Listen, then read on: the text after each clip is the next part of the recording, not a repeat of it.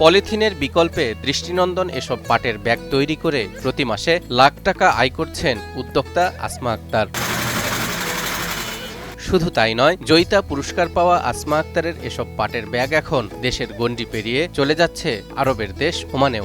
দেশের বাইরে আমার একটা অফার আছে পাটের ব্যাগের, যেটা টিস্যু ব্যাগটা ওয়ান টাইমের। কেউ মেশিনে বসে করছেন ব্যাগ সেলাই, কেউ আবার সেগুলোকে করছেন ঠিকঠাক। আর এভাবেই পুরোদমে চলে পাটের ব্যাগ তৈরির কাজ। পলিথিন বিরোধী এমন পাটের ব্যাগ তৈরি করে সাড়া ফেলে দিয়েছেন শরীয়তপুর সদরের কুয়ারপুর এলাকার মৃত লালমিয়া হাওলাদারের মেয়ে নারী উদ্যোক্তা আসমা আক্তার। এই চিন্তাটা আমার মাথায় আসছে, দেশ এবং দেশের বাইরে পার্সোনালি এটার অনেক চাহিদা, এবং আমরা যদি একটু একটু করে শুরু করি, আমাদের বেকারত্ব দূর হচ্ছে, আবার পরিবেশটাও ভালো হচ্ছে। পরিবেশ বান্ধব ব্যাগই হচ্ছে পাটের ব্যাগ, যেটা আমরা এখন শুরু করছি। পলিথিনের ব্যবহার বেড়ে যাওয়ায় দূষণের হাত থেকে পরিবেশ রক্ষায় পাটের ব্যাগ তৈরির সিদ্ধান্ত নেন আসমা আক্তার।